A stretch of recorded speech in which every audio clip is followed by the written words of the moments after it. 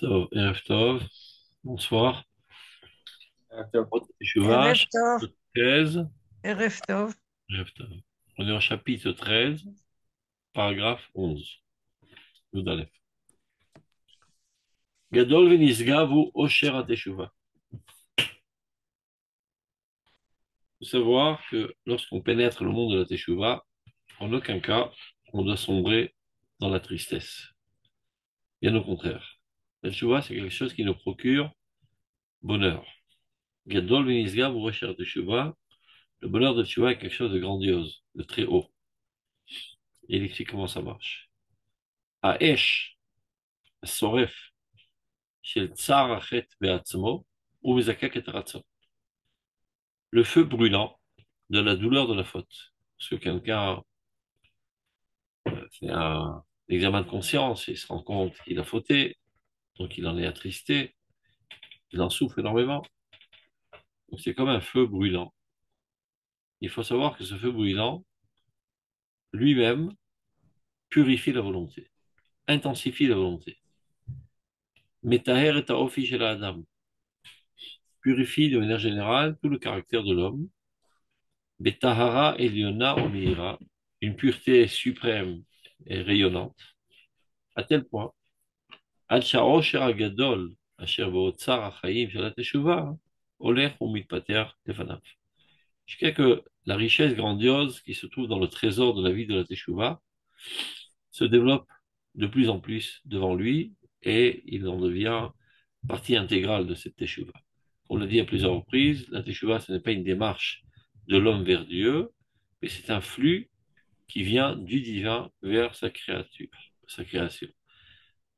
Donc c'est en fait un rajout de vie dans l'existence. Donc plus tu t'accoles à la Teshuvah, plus tu es vivifié davantage, donc toutes tes forces vont grandissantes, et donc ce surplus de vie n'est censé t'apporter que bonheur et joie, et sûrement pas tristesse et désespoir. Et il faut faire très attention, il en parle dans d'autres Piskaot. Très souvent, l'homme qui fait Teshuvah a tendance à se culpabiliser, voire se mépriser, se dédaigner de la faute gravissime qu'il a fait, en pensant que par là même, il est en train de faire Teshuvah. En fait, il ne sait pas qu'il est en train de se tendre un piège à lui-même.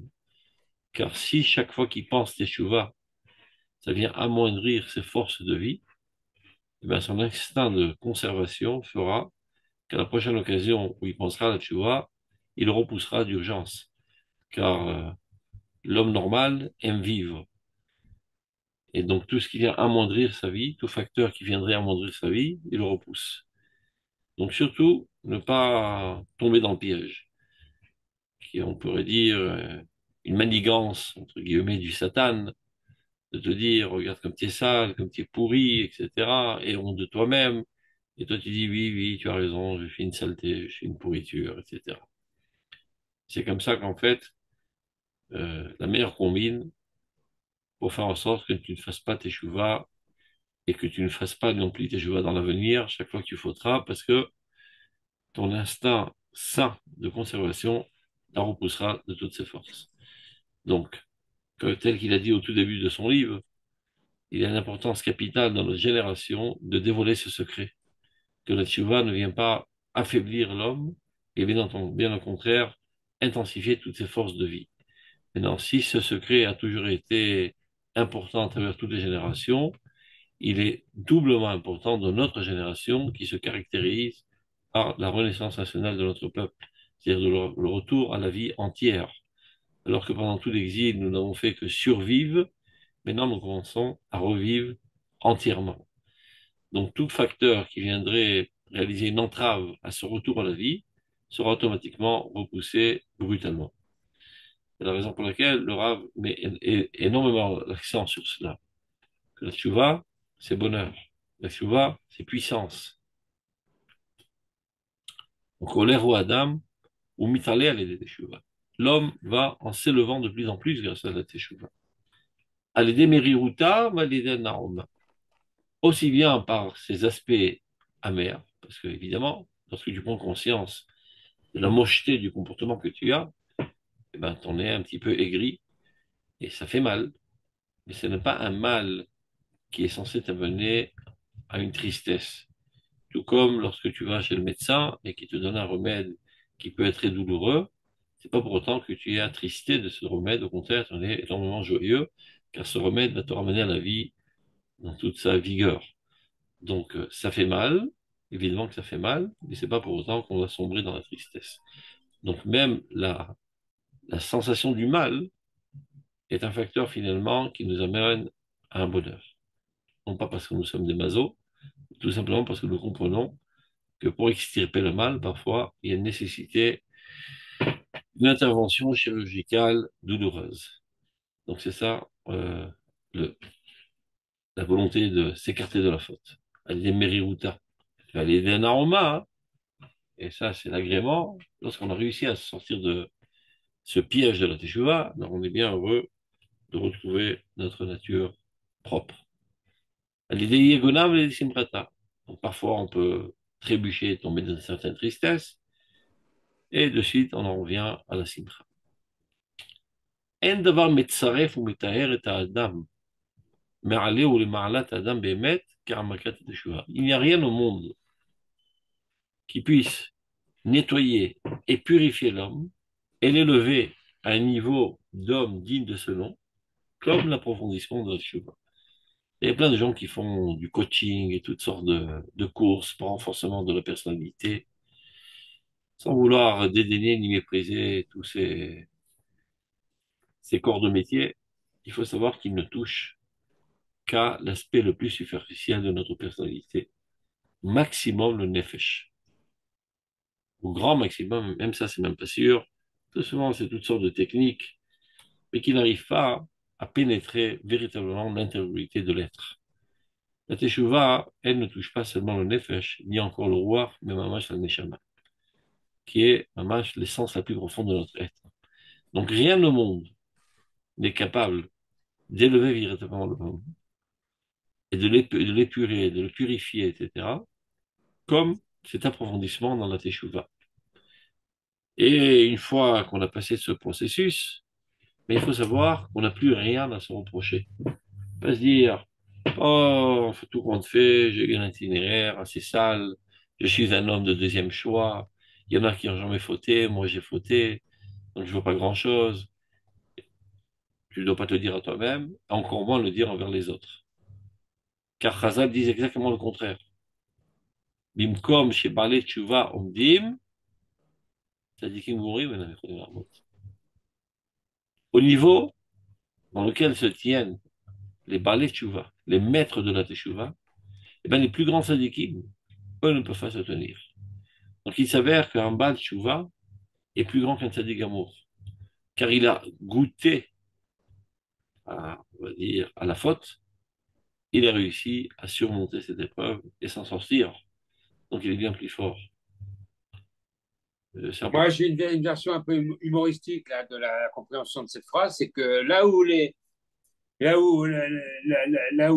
Baltchouva se tiennent, ben, les sadikim, ils ne peuvent pas se tenir, c'est parce que là où ils se tiennent les Baltchouva, ça pue, donc l'odeur est insoutenable. C'est pour ça que les sadikim Ouais, ne peuvent pas se tenir. mais c'est une drôle de blague qui va exactement à l'encontre de l'intention de Khazan. Malheureusement, ce que tu dis n'est pas toujours une blague. Parce qu'il y a des pseudo-tzadikim qui pensent vraiment ce que tu es en train de dire, à tel point que lorsqu'on leur propose en chidour à leur fille un bal chouva, ils n'en veulent pas. Ils disent, ah non, c'est un juge de deuxième choix. Donc ces pseudo-tzadikim ne sont pas des vrais tzadikim parce qu'ils vont à l'encontre de la volonté de Khazal. Khazal, eux, nous ont dit, de la manière la plus claire, Makom Shevalet Shuva Omdim, Tzadikim Gourim Ela Yocholim Na'amod. Ils sont au plus haut niveau de la sainteté. Évidemment, on parle d'un vrai Baal Tshuva, pas seulement de quelqu'un qui a un changement comportemental, on parle de mamage d'une métamorphose de la personnalité. Tshuva Me'ava. Mais malheureusement, ta blague n'est pas une blague, elle reflète un courant de pensée qui se dit être tzadikim, et qui sont bien très très écartés de Dieu. Ça m'arrive souvent quand j'organise les shidochim, des rencontres, des garçons et des filles en vue de mariage. Donc, le garçon, il commence à faire une enquête des services secrets quant à l'itinéraire de la jeune fille. Alors, qu'est-ce qu'elle a fait? C'est quoi son parcours? Il pose toutes sortes de questions comme ça qui insinuent. Et je fais l'idiot. Je sais très bien à quoi il va en venir. À force de faire l'idiot, finalement, il explose. Il me dit, mais elle est vierge ou pas? Je dis, qu'est-ce que ça peut te faire? Tu crois là, tu vois, ou tu crois pas là, tu vois? Si c'est un problème de membrane, je peux t'en acheter une pour 5 shekels. Et si tu n'es pas prêt à te marier avec elle, alors tu n'es pas à sa hauteur, fous le camp d'ici. Je le remets en place. Moi, j'adore les gens comme ça qui posent des questions idiotes. Même quand j'organise des fois des séminaires 2 fois par an à Soukot et à Pessah, il y a toutes sortes de personnes bizarroïdes qui me téléphonent, qui me disent et le poulet, c'est quel cache-route il est bien cachère? Je lui dis, mon poulet, moi, il met 2 fois par jour les tefilines de Rabbeinu Tam. Ça te va? Donc, les gens idiots, il faut les répondre au même niveau. Chacham Titrakem, quand il y a à faire une idiot, répondu de la même manière. Donc, Holofen, Chazal nous enseigne exactement le contraire. Qu'un Baal Tshuva se tient au plus haut niveau de la sainteté. Donc, c'est comme ça qu'il faut apprécier les gens qui ont fait Teshuvah. Et soit dit en passant, les Olim Chadashim sont des Baalei Tshuva. Il faut le savoir, ça. Les gens qui étaient bien installés. Je ne dis pas ceux qui sont venus ici par peur de se faire assassiner. Il y a aussi des aliotes comme ça, et ça aussi, c'est valeureux, mais il y a des aliotes plus valeureuses. Des gens qui étaient bien installés en exil, en France, en Angleterre, en Amérique, gagnaient bien leur pain et tout leur confort, et qui ont décidé de tout laisser tomber et de monter en Israël. Ils l'ont fait sans aucun doute, par amour de Dieu, par amour de leur peuple, par volonté d'adhérer à l'histoire du peuple d'Israël qui est en train maintenant de digérer à nouveau et de reprendre son cours après qu'elle a été congelée pendant 2000 ans. Ben ça, c'est un processus de Teshuvah Me'ava, Teshuvah Eliona Me'od. Donc, comment on appelle ça, quand tu dois gérer ton temps, parfois tu n'as pas toujours le temps à répondre à toutes les demandes. Mais quand on te demande de venir enseigner la balai Teshuvah à des Olim Chadashim, tu dois dire oui, parce que ce sont les plus grands balai Teshuvah de la génération. C'est clair? Tov, Yudbet. Shalev et Acharata. Abba'a min nefesh nediva. Al yedei avukat or hateshuva. Esh kodeshi. Esh mela or vechom mela chaim. Donc ça reprend ce qui a été dit dans le paragraphe précédent. La flamme, on dit harata en français, les mitrarettes, je, je perds mon latin. Si quelqu'un peut m'aider, là, ça ne ferait pas de mal. Montre où tu es. Un mitraret, comment on dit ça en français? Oui. Un est quoi? Harata, un C'est un mitraret. pêcheur? Un pêcheur? Non, au contraire. Ah bon, Euh, je au contraire. mince. Top. Le fait de souffrir du fait que j'ai fauté. Donc j'ai un attends, Coupable. non, Sentiment de non. culpabilité? Non. Voilà. Maintenant, je vais vous dire tout de suite si déjà je vais ouvrir le. M'excusez, le français, c'est pas exact. Repentant. Repentant? Je vais vous dire tout de suite. Ah. Et mitra, C'est je, regretter. je regrette, voilà, regretter. Voilà. Regretter. Bon, je m'excuse, le français, c'est pas exactement mon fort. Mais on n'a pas de mot pour ça en français, je pense. Je regrette, Oui. regretter. Donc, Shalevet Acharata, la flamme du regret, qui provient d'une âme emplie de bonté et qui est suscitée par le flambeau de la lumière de la Teshuvah. Eh bien, il faut savoir que c'est Esh Kodesh. C'est un feu saint, mais pas un feu destructif qui incendie les choses. La Esh Mela Or Vechom. est un feu empli de lumière et de chaleur. Mais l'Achaïm est empli de vie. Donc, ne pas essayer d'esquiver le regret, en pensant qu'en regrettant, je risque de sombrer dans le désespoir et dans la tristesse. Non, c'est très très sain de regretter ses fautes. C'est quelque chose qui, au contraire, va te renforcer et t'épurer et t'élever et à longue échéance, t'emplir de joie. Comme lorsque tu prends ta douche. Vous voyez, les gens, ils prennent leur douche et ils sifflotent sous la douche. Ils chantonnent sur la douche. D'accord. Parce qu'ils sont bien contents de se nettoyer. D'ailleurs, les séfaradim ont l'habitude de dire le tachanoun en chantant. Si vous vous rappelez, pendant les slichot et Yamim Noraim, Adon selichot, atanu lefanecha. Mais si tu chantes, mon pote, tu devrais pleurer. Oui, mais je suis bien content de me nettoyer. Je prends ma douche. Donc, ne pas avoir peur de voir en face ces problèmes, de se mesurer à eux et de décider de ne plus les faire et surtout de regretter, car la teshuva comprend trois phases. D'abord, avant tout, c'est de regretter, c'est-à-dire d'être conscient de la faute, de regretter amèrement la faute et de prendre une résolution de ne plus la faire. Tant qu'on n'a pas fait ça, on n'est pas mal teshuva. Si quelqu'un changerait seulement de comportement, mais ne regrette pas les fautes qu'il a fait, eh bien, il a encore sali de ses fautes. Et lorsqu'il arrivera au jugement divin, il devra payer pour les fautes qu'il a fait.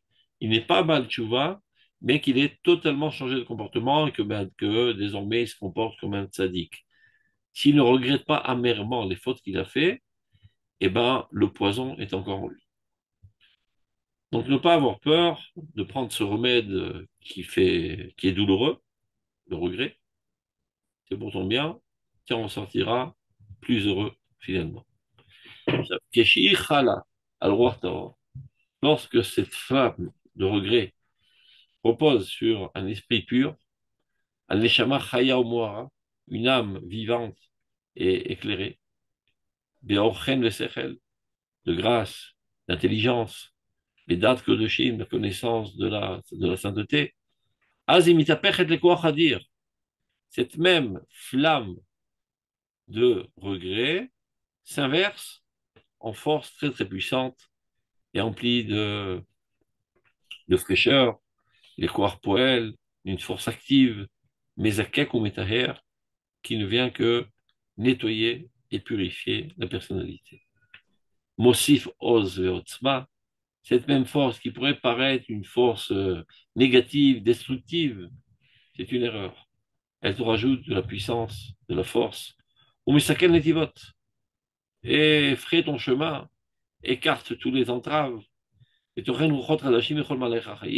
est empli de nouvelles conceptions dans toute la démarche de ta vie. En d'autres termes, il s'agit de Itna Harut Hadasha. C'est comme si tu retournes à ta jeunesse et que tu t'époussettes de la poussière que tu as accumulée sur ta personnalité. Viterurut Melea et un éveil empli de sève de jeunesse. Melea Leshad Alumin. Imevia Ima, c'est ça ce qu'elle apporte avec elle.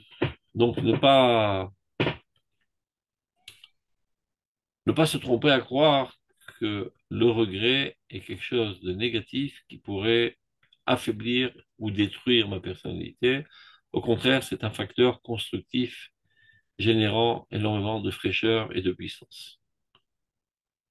Et alors, Adam Naseh Bria Chadasha, tu deviens une nouvelle créature.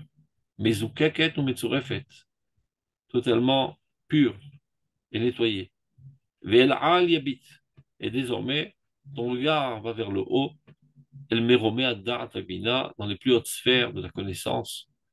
Shem Evia les Teshuva, et évidemment la connaissance de Da'at, celle qui apporte la Teshuva, comme on dit dans le Shemona Esrei, Ata Honen Adam Da'at, c'est la première bracha. Deuxième bracha, Ashivenu Avinu Toratecha, Disraza Lama, Kimen Da'at, Teshuva Menaim. Si tu n'as pas de sagesse, comment tu arriveras à la Teshuva? Il faut être capable de discerner entre le bien et le mal pour pouvoir faire Teshuva. Sans quoi, tu pourrais faire Teshuva sur des choses qui sont positives. C'est ça le problème. C'est-à-dire, si tu ne sais pas définir qu'est-ce qui est bien et qu'est-ce qui est mal. Alors, supposons, c'est un exemple type qui existe très souvent chez des religieux bizarres, tu pourrais penser que la détermination, l'initiative, la force de caractère, ce sont des choses qui sont apparentées avec l'orgueil, avec le manque de croyance en Dieu. Si tu prends les devants, tu organises, tu programmes, au lieu de compter sur Dieu. Et alors, dès que tu as une telle tendance, tu commences à la détruire, pensant que tu es en train de te nettoyer d'un défaut. Mais c'est une grosse erreur. Si tu n'as pas de cervelle, parce qu'en fin de compte, la teshuva, c'est-à-dire le regret, l'examen de conscience, c'est ce qu'il vient faire. Extirper de ta personnalité les éléments négatifs. Maintenant, si tu ne sais pas définir qu'est-ce qui est négatif et qu'est-ce qui est positif, tu risquerais par mégarde d'extirper de ta personnalité des éléments positifs pensant qu'ils sont négatifs, comme ce que je viens de dire. Et donc, en fin de compte, ça fait des locumènes, des faiblards, des gens qui sont totalement effacés et qui deviennent fatalistes, pensant que par là même, ils se rapprochent de Dieu. Tout simplement parce qu'ils n'ont pas étudié. Donc, quand tu t'élèves aux hautes sphères de la compréhension du Kodesh, en étudiant, en l'occurrence, ce qui s'appelle la science de l'Aïmouna, dans laquelle on traite de ces sujets-là, eh ben, tu sais parfaitement définir qu'est-ce qui est positif, qu'est-ce qui est négatif, selon la manière de voir divine des choses, comment Dieu voit les choses. Mais si tu penses toi-même pouvoir définir sans avoir étudié la Torah de cette science spécifique de l'édification de la personnalité, eh ben, tu pourrais complètement te tromper. Et sur cela, le Rav Kook a écrit tout un livre qui s'appelle Mitot Reia. C'est quoi le rôle de ce livre? Mais il explique la chose suivante. Il y a parfois des bonnes midotes, des bons traits de caractère, qui ont des voisins limitrophes, qui eux sont des très mauvais traits de caractère. Donc il faut savoir prendre un bistouri et découper exactement la bonne mida des voisins non souhaitables. Alors, l'exemple que je viens de donner, une bonne mida, la modestie, la ranava. Effets secondaires négatifs qui ont tendance à s'accoler à la ranava, batlanout, la fainéantise, le manque d'initiative, le manque de persévérance, le manque de détermination. Parce que qui suis-je? Eh bien que Dieu organise les choses, il n'a pas besoin de moi. Et c'est comme ça qu'on fait des torchons de cuisine, des locumènes, qui pensent être, par de cette manière, proches de Dieu. Alors qu'en fait, ils s'écartent totalement de Dieu, car Dieu veut des êtres humains bien vivants, bien normaux, bien développés, bien courageux, emplis de vie divine, avec toutes les initiatives et les créativités que Dieu t'a données. Ce n'est pas pour les détruire, mais pour les développer davantage. Donc, Imen Da'at, Tshuva Minayin, dit Srazal. S'il n'y a pas de da'at, s'il n'y a pas d'intelligence qui sait discerner les choses et définir les choses, comment pourrais-tu faire Tshuva? Comment tu vas savoir trier le bon du mal et écarter le mal et intensifier le bien alors que toutes les valeurs sont troubles chez toi? Donc c'est pour ça qu'il dit El Al Yabit, elle me remet à Da'at Vabina. Alors il pourra s'élever aux hautes sphères de la compréhension qui, elle, amène à la Teshuvah. Ou Meoro Shel Mashiach. Et après cela, éclairé par la lumière messianique, Mishoresh Kol Torah V'Kol Mizot Kulan, et de la racine de toute la Torah, de toutes les mitzvot, qui est en fait la divinité qui s'y trouve. Maor Sheba Marzero Lemutav. La lumière divine qui est dans la Torah, c'est elle qui bonifie l'homme. Kol HaMaasim Kol HaMidot Bechlalutam, alors toutes les actions, tous les traits de caractère, toutes les vertus, Yevou Lo Karnaim Da'ir Ben et Tesilotav. Tout cela amèneront des rayons lumineux pour éclairer ces chemins. qui était jusqu'à présent ténébreux. Vedracha vashomemim, et ses routes désertiques. Maintenant, pourquoi le Rav Kook a rentré du coup au Rosh Mashiach? Quel rapport avec la Teshuvah? Bien parce que ce sont des concepts assez proches l'un de l'autre. Si on parle de la Teshuvah, qui est en fait un dynamisme constant qui mène à l'évolution constante de l'existence, entre autres aussi l'homme, mais en fait toute l'existence, eh bien, il en est de même concernant le messianisme. Yehi Or, depuis la création du monde, Dieu a dit que la lumière soit. Et dès lors, l'intensité de ces lumières va grandissante, et c'est elle qui est en fait au fondement et à la base de tous les développements dans tous les domaines de l'humanité, et qui tous ensemble contribuent à l'avancement de l'histoire pour l'amener à son but ultime, qui finalement sera couronné par une personne en chair et en os, de la descendance de David, qui sera le roi Messie. Mais l'essentiel dans toute l'histoire, c'est pas le roi Messie, mais le messianisme. Ça veut dire ce dynamisme constant qui traverse toutes les générations depuis la création du monde jusqu'à aujourd'hui, qui prend, qui mobilise toutes les forces actives de l'humanité, aussi bien les bonnes que les mauvaises, car les mauvaises aussi contribuent. Car lorsqu'il y a énormément de mal qui se fait, ça stimule une réaction contraire.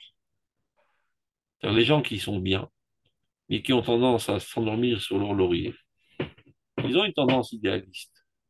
Mais la monotonie journalière fait qu'ils s'endorment sur leur laurier.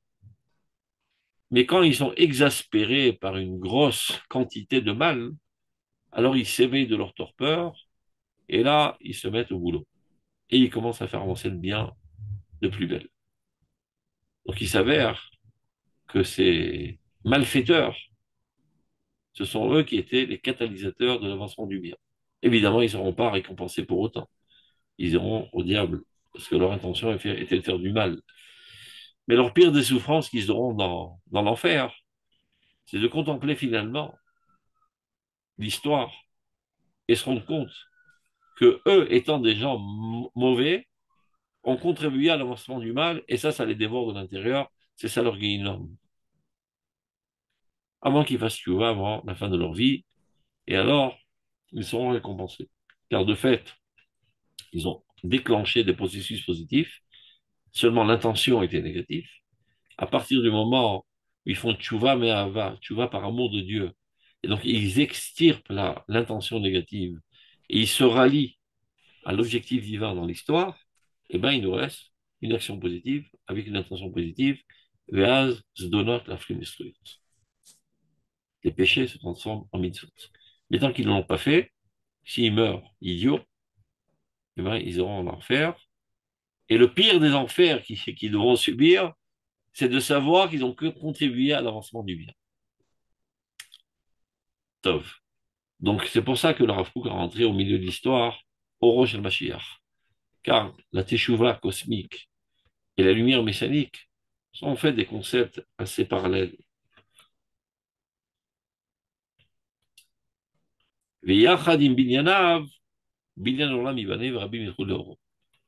Donc une fois qu'il a réussi à frayer son chemin, retrouver ses repères et commencer à monter,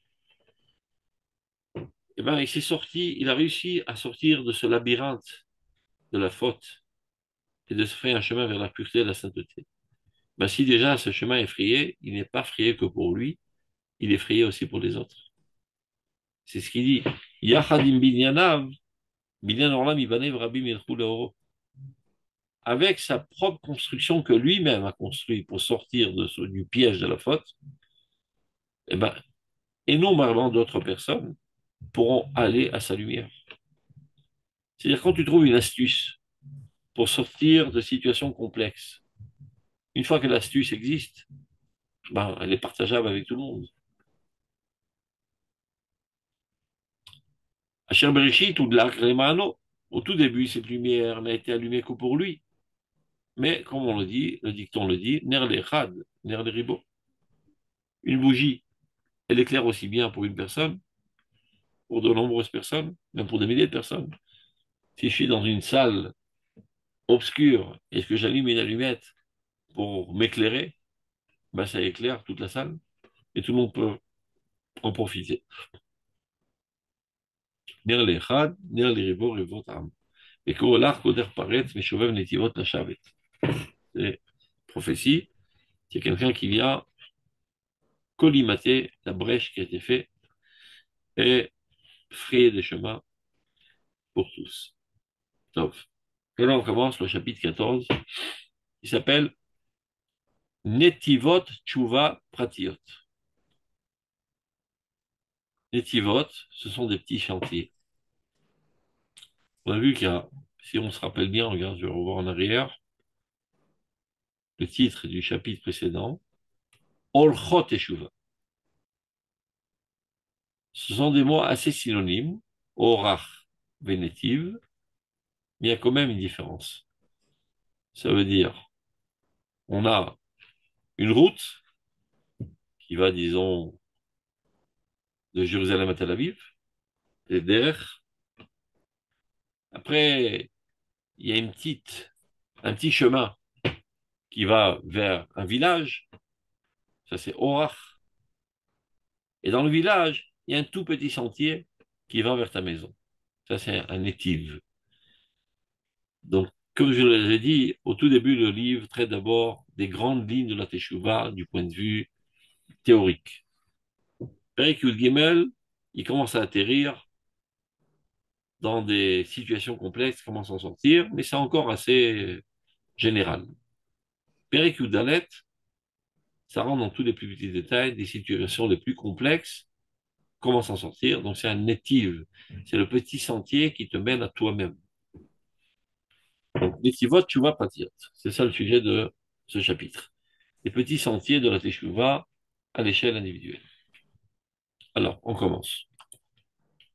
grâce. כשם שצריכים להעלות את המידות המחשבות הרעות לשורשן, כדי לתקן ומתקן, כן צריכים להעלות את המידות המחשבות הקטנות, אף על פי שהן טובות, אבל אינן במעלה גדולה ומהירה למקור שורשן, ולהאירן באור של גדולה. Alors, de la même manière que nous devons élever les traits de caractère et les pensées négatives à leur source pour les réparer et les adoucir. Donc, en passant, il nous explique quelle est la meilleure manière de réparer les choses. Il y a des écoles de pensée qui préconisent de détruire les forces négatives. Mais alors, Rav Kook, il dit, c'est pas une bonne idée. Parce que tu ne peux pas contrecarrer la nature. Le mieux, c'est de les canaliser vers le bien, de les ramener à leur source. C'est-à-dire, si Dieu a créé en toi une telle tendance, c'est pas pour rien. Le corps étant le reflet de l'âme. Donc, tout ce qu'on peut trouver dans le corps se trouve aussi dans l'âme. Tu vois bien que dans le corps, il n'y a aucun membre superflu. Tu peux dire, mais à quoi elle sert cette appendicite là? Elle risque de faire des problèmes et de faire un zioum. Je sais pas, on est un zioum, bref. Donc, autant l'enlever dès qu'on est. Ben non. Si Dieu l'a mis dans le corps, elle a son rôle à jouer dans des situations, certaines situations. Et ben c'est pareil dans les tendances de l'âme. Mais à quoi ça sert d'avoir, par exemple, une attirance sexuelle, prise de tête? Je suis toujours amené à pécher à cause de ça. Bon, je vais faire une auto-suggestion pour extirper de moi cette tendance. Et si Dieu a mis ça en toi, c'est pas pour rien. C'est pour de bonnes choses. C'est pour que la continuité du peuple d'Israël, la continuité de la vie, etc. Il faut juste le canaliser vers des buts nobles, ainsi de suite. Et à quoi ça sert ceci, à quoi ça sert cela? Donc il y a des écoles de pensée qui disent tout ce qui est un petit peu louche, qui risquerait de t'amener à pécher, hop, tu détruis dans ta personnalité. Et comme ça, tu ne pécheras plus. Alors moi, j'ai une super idée à leur proposer. Si avec ta main, tu risques de voler, ben, tu as qu'à te couper les mains. Si avec tes yeux, tu risques de voir des choses interdites, ben, tu n'as qu'à te crever les yeux. Et si avec tes oreilles, tu risques d'entendre du lachonara, T'as qu'à te couper les oreilles. Et si avec ta langue tu veux lui parler, là, t'as qu'à te couper la langue. Ben, il y a encore mieux, t'as qu'à rentrer dans ta tombe et comme ça tu feras aucune faute. Et c'est pas ce que Dieu propose. Dieu dit, Atem advekim Hashem Elechem, chayim kulechem hayom. Vous qui voulez vous approcher de Dieu, Atem advekim Hashem Elechem, chayim. C'est en gardant toute la vigueur de la vie. C'est pas tellement astucieux de ne pas fauter lorsque tu es mort. Toute l'astuce, c'est de ne pas fauter quand tu es en pleine vie. Donc au contraire, il faut garder toutes les forces de ta vie et ne porter atteinte à aucune d'entre elles, mais seulement les canaliser vers le bien. Donc il dit le Rav, de la même manière que nous devons élever les traits de caractère et les pensées négatives à leur origine. À leur origine, elle était tout pure. La racine, elle est toute pure. Et après, il y a une branche qui a mal tourné. Ça, elle retourne à la racine. Qui est les taclans ou le taclan, qui est de les réparer, pour les réparer et les adoucir. Et bien, le chidouche est que il faut aussi élever les traits de caractère et les pensées petites, bien qu'elles soient bonnes, mais ne se trouvent pas à un niveau grand et resplendissant. L'imkor shoshan, pas seulement à leur racine, mais à la source de leur racine. Ou les haïran be'or shel gdula, et de les éclairer d'une lumière de grandeur. Qu'est-ce que ça veut dire tout ça? Il se peut très bien que tu es au top, tu es parfait au niveau du comportement. Tu ne pèses jamais, tu es gentil, tu es doux, tu es mignon. Tu es un être extraordinaire. Mais qu'est-ce qui te motive à le faire? Parce que tu as peur d'aller à l'enfer. Et tu es dans l'espoir de la récompense. Donc c'est vrai que tu te comportes bien. Il n'y a rien à dire sur le comportement lui-même. Il n'y a rien à changer même dans le comportement lui-même. Mais quelles sont tes motivations? Elles sont petites et égoïstes. En d'autres termes, tu crois servir Dieu, en fait tu te sers toi-même. Ce n'est que pour épargner des problèmes, des souffrances, des douleurs que tu le fais, et dans l'espoir d'avoir une récompense. Donc tu te sers que toi-même. C'est pas véritablement Avodat Hashem, c'est Avodat Atzmecha. Non, c'est mieux ça que rien. Je préfère que dans la rue, les gens n'assassinent pas, ne violent pas, de peur de se faire pincer par les flics, que ce soit des criminels. Mais c'est pas encore le top. Je veux que par amour de la vérité, ils ne le fassent pas. Par idéalisme. Alors on pourra dire qu'on a affaire à des gens bons. Et pas des gens qui se comportent de manière bien, par peur du châtiment ou par espoir de la récompense. C'est un premier stade. Comme on dit, c'est mieux que rien. Mais ce n'est pas le top. Donc, dit le Rav, de la même manière qu'on doit réparer nos tendances, nos traits de caractère, nos pensées, en les ramenant à leur source, mais même les choses qui sont bien en nous, il faut les réparer en les faisant grandir. Ça veut dire en haussant les motivations. Ou Keshem. Chez Moïlim, l'orlam kulo, ba'aliot amidot, v'marchavot anefulot. De la même manière que nous contribuons au bien du monde entier par l'élévation de nos midotes et de nos pensées qui ont chuté, c'est-à-dire nos sales midotes, nos vices, nos pensées saugrenues, qui ont chuté dans l'impureté. Et lorsqu'on on s'en sort de cette impureté, non seulement ça, c'est un profit pour nous, bénéfique, mais pour l'humanité entière. Car Véoter, encore plus, on contribue au bien du monde par l'élévation de nos vertus et de nos pensées positives et petites. Et chez Olot, le oracle de là, lorsqu'elle s'élève à la grande lumière, au grand idéal. Maintenant, Umidazu shel ha'alat dvarim klanim legadlut et naposaket. Ça veut dire, cette phase-là de grandissement, de la petitesse à la grandeur, elle est infinie. Tu peux toujours grandir davantage tes motivations. Je fais ça pour ceci, je fais ça pour cela, je fais ça pour la grandeur de Dieu. Et plus je comprends ce qu'est Dieu et la grandeur de Dieu, plus j'essaie de me hisser à cet idéal, et ceci est infini. Donc, de cette manière, tu peux être bas, tu vois, toute ta vie. Si la teshuva n'est qu'au niveau du comportement. Bon, et hier, je mettais pas les tefilines, aujourd'hui, je mets les tefilines, et j'ai fini. Hier, je mangeais taref, maintenant, je mange cachère pour la vie, et j'ai fini, et je stagne. Donc, tu n'es pas un Baal Tshuva.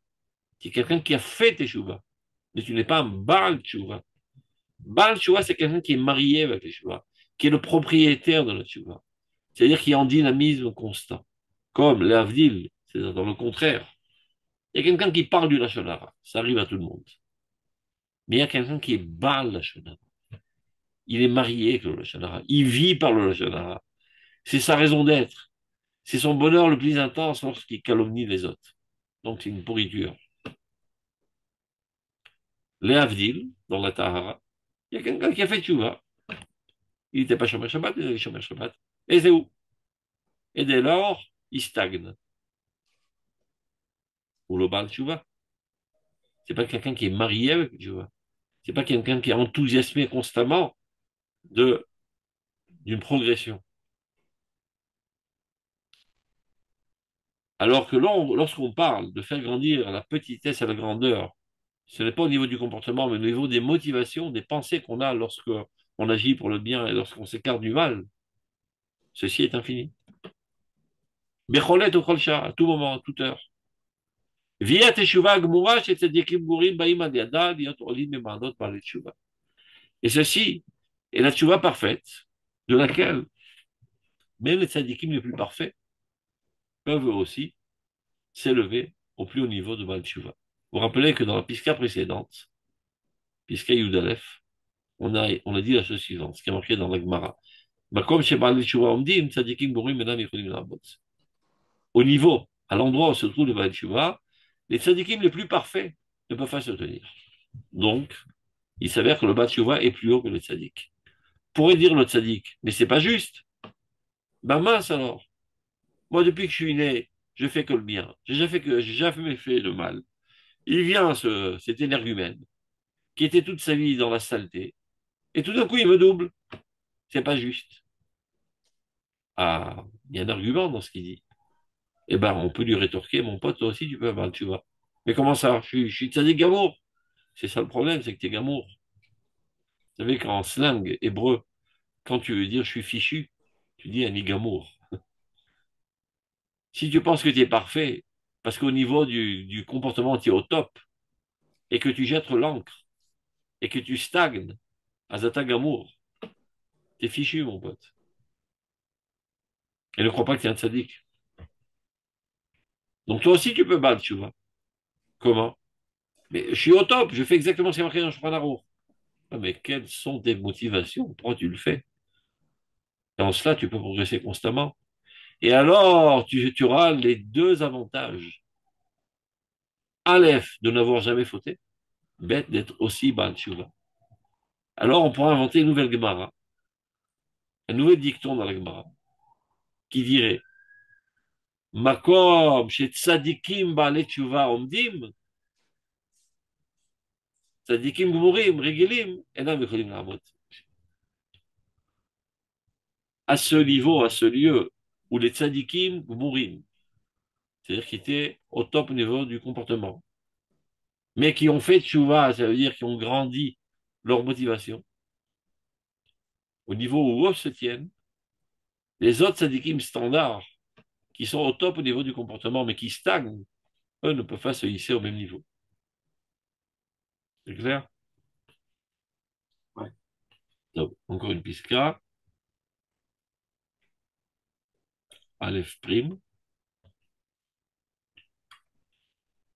Chez Mistakli, Mistaklut Rouhanit.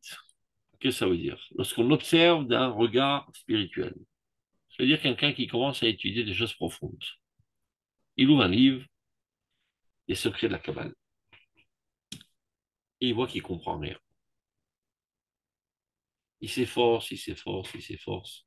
C'est pas spécialement un livre de Kabbale, ça peut être un livre de Kabbalah traduite comme le Rav Kook, par exemple.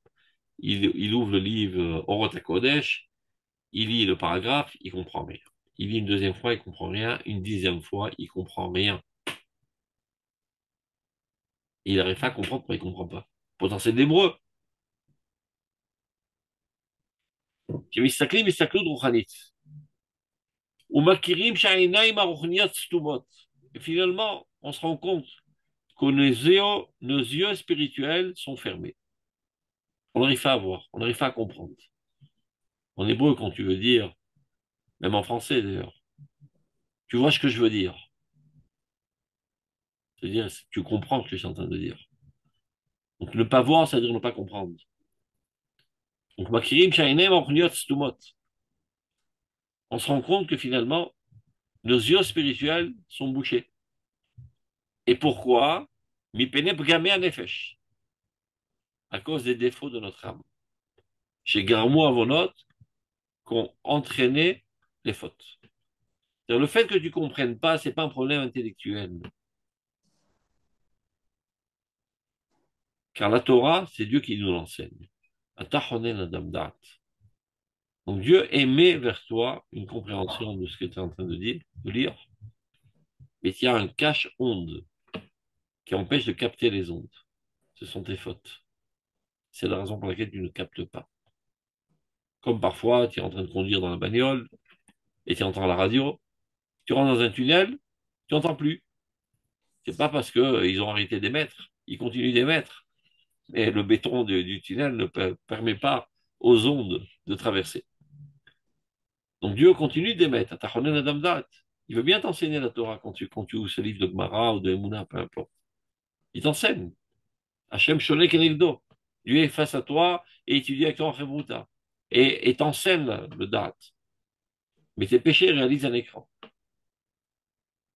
Donc, Mekirim Shainam Tsuma, donc finalement, tu te rends compte que tes yeux sont bouchés à cause des défauts de l'âme qui ont entraîné les fautes. Et suite à cette douleur atroce, du manque de lumière, du manque de capacité de comprendre, avec une soif intense de comprendre, mais une incapacité de comprendre.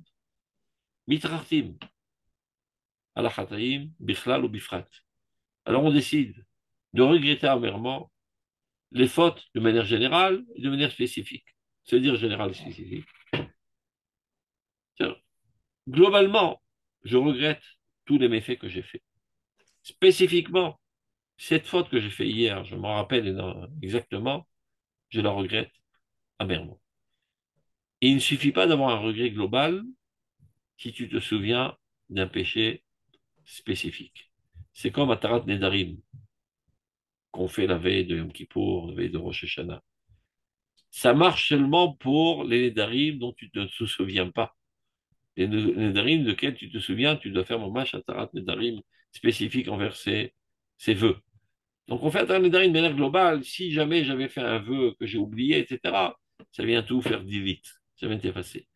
De même, Acharata, Aklalit, c'est de manière générale, oh mon Dieu, j'ai péché, j'ai fait des choses pas bien, j'en souffre énormément, je me regrette amèrement, ça efface. Mais si je me rappelle qu'hier j'ai foutu une claque à mon copain où je lui ai piqué du fric, eh ben, je dois lui demander pardon et lui rendre son argent. Et je ne peux pas me contenter de dire j'ai fait hier, j'ai regretté globalement. Donc, il se trouve dans ces situations. Il commence à étudier des choses profondes et il sent qu'il est barré, qu'il est bloqué. Donc il essaye à plusieurs reprises de relire, de se concentrer, de prendre un carreau de chocolat, de se réveiller, etc. Ça ne marche pas, il ne comprend pas. Donc il arrive à la conclusion que finalement, ce n'est pas un problème intellectuel, c'est tout simplement un défaut d'âme qui a été créé à cause des fautes. Donc qu'est-ce qu'il lui reste à faire? Extirper la faute. Regretter amèrement la faute. Parce qu'il a tellement une soif intense de comprendre qu'il est prêt maintenant à payer le prix de regretter. Et donc, ça développe un désir intense de purifier toutes nos actions, Vamidot, et tous nos traits de caractère, Al-Mechonem, et de le remettre en place. Et pourquoi je le fais? Qu'est-ce qui me motive? Pour écarter ce bouchon. cet écran. Shelo tisher od astima me'akevet et haor. Que cet écran arrête d'empêcher la lumière d'apparaître. Or, Elion, la lumière suprême de Dieu.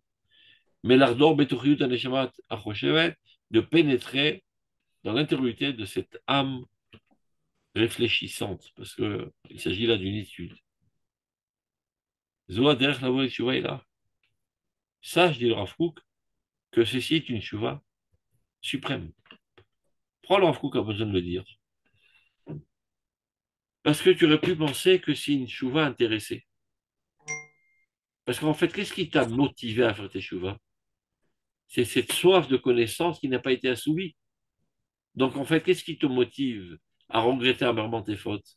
C'est de pouvoir assouvir cette curiosité ou bien cette connaissance, cette soif de connaissance. Alors c'est pas les Shem Shamaïm. C'est pas pour Dieu que tu le fais. C'est pour toi que tu le fais. Détrompe-toi, dit le Rav Kook. Parce qu'il n'y a pas beaucoup de gens dans ce monde qui souffrent de la non-connaissance de Dieu. La plupart des gens, ils souffrent de manque de gagner d'argent, de manque de toutes sortes de plaisirs charnels. C'est ça ce qui les dérange dans la vie. Ashrecha, sois heureux d'avoir de telles souffrances.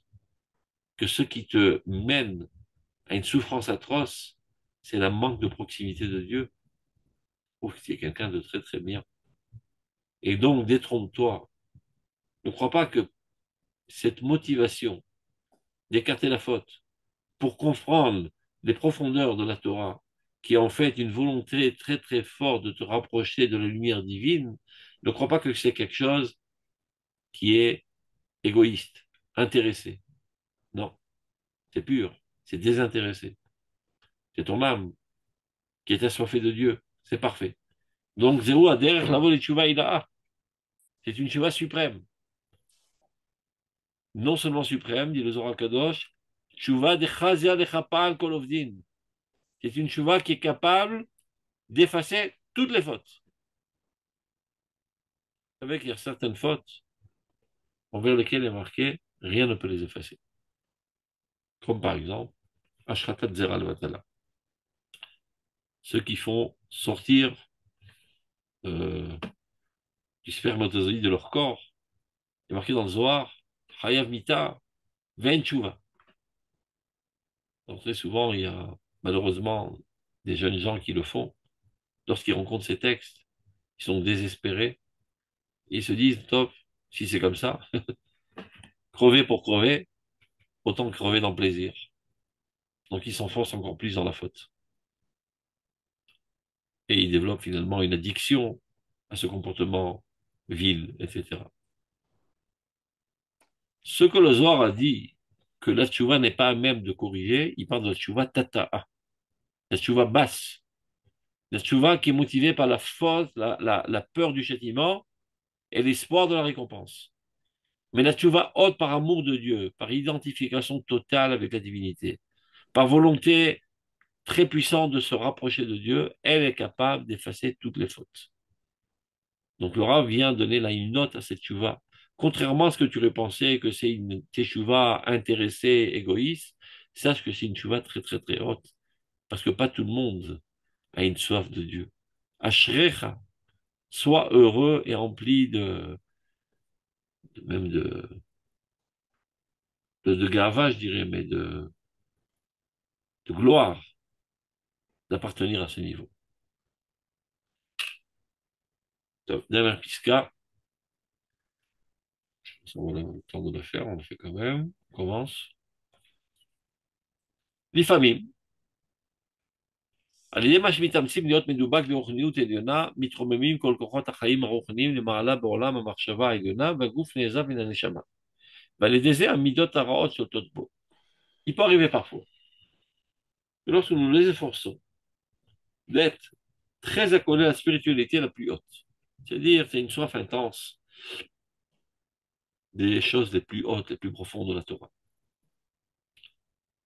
Alors, toutes les forces de la vie spirituelle s'élèvent très très hautes dans le monde de la pensée, tellement hautes que tu te déconnectes de ta normalité, de ton corps. À Goufneza. Et le corps est abandonné de l'homme. C'est-à-dire, tu dédaignes, tu méprises ton corps, parce que toi, tu appartiens aux hautes sphères de la mystique kabbalistique. Et donc, ces petites choses du corps, des midotes, etc., c'est trop petit pour toi. Et donc, qu'est-ce qu'il arrive lorsque le corps est abandonné à lui-même? Il n'est pas sous le regard de l'âme. Allez, des midot tarot, beau. Et finalement, les vices les plus vils commencent à gérer ta personnalité et maîtriser ta personnalité. Donc, toi, tu te leurres à croire que tu appartiens aux hautes sphères de la sainteté et de la spiritualité. Et au même moment, ton corps est abandonné à lui-même. Et donc, il sombre de plus en plus dans toutes sortes de comportements les plus sales, les plus vils et des traits de caractère insupportables, de non-sociabilité, etc., etc. ואחר כך, כשהסתכלות הרוחנית העליונה נגברת, quand tu arrêtes de t'envoler, on appelle ça en hébreu, ou béorot, il est aveuglé par les grandes lumières, donc il plane. Mais après 1 an, 2 ans, parfois 10 ans, tu réatterris sur Terre. Tu as été enthousiasmé par toutes sortes de personnes avec un charisme, etc. Et tu es allé comme une brebis derrière eux. Après quelque temps, tu réalises que tu as perdu ton temps dans des sottises et tu réatterris dans ce monde concret. Et quoi, Chaim, ta vie revient à sa normalité. Motset aneshama et agouf shavo bekilkulet chunot. Tout d'un coup, tu découvres que ton corps est totalement brisé. Énormément de vices sont développés dans ta personnalité pendant ce temps où tu es allé t'envoler dans les hautes sphères. Tu es quelqu'un de rude, quelqu'un d'insociable, arrogant, fainéant, égoïste. Le corps, il n'est pas altruiste naturellement. Donc, l'âme l'ayant abandonné, il s'est laissé aller à lui-même et il est allé de mal en pire. Ah, alors se déferle une guerre redoutable au sein même de ta personnalité, que tu te rends compte comme tu es sale, comme tu dois t'auto-nettoyer. Donc, le conseil du Rav, pour ne pas arriver à cette situation. בשביל כך, צריכה היא התשובה עם חפץ זיכוך המידות להיות קודמת לעלייה ההסתכלותית. Il faut d'abord et avant tout faire teshuva avec une volonté très forte de purification des midotes avant d'oser t'élever vers les hautes sphères de la compréhension kabbalistique. Développe ta normalité, ta bonté de cœur, ta générosité, ta responsabilité. Sois d'abord avant tout un homme normal, avec des fondations de béton. Quand tu es sûr que tu es stable et fort, tu peux te permettre d'aller voler dans la stratosphère, il n'y aura rien de mal. Et c'est comme ça que tu gardes un contact entre ton corps et ta neshama. Même dans sa élévation la plus haute, elle ne perd pas contact avec son corps, car son corps est préservé de toute saleté. C'est clair? Claire. Tov. Portez-vous bien. Chag Sameach. Merci beaucoup, Chag Sameach. Chag Sameach. Shabbat Shalom. Merci d'avoir visionné cette vidéo.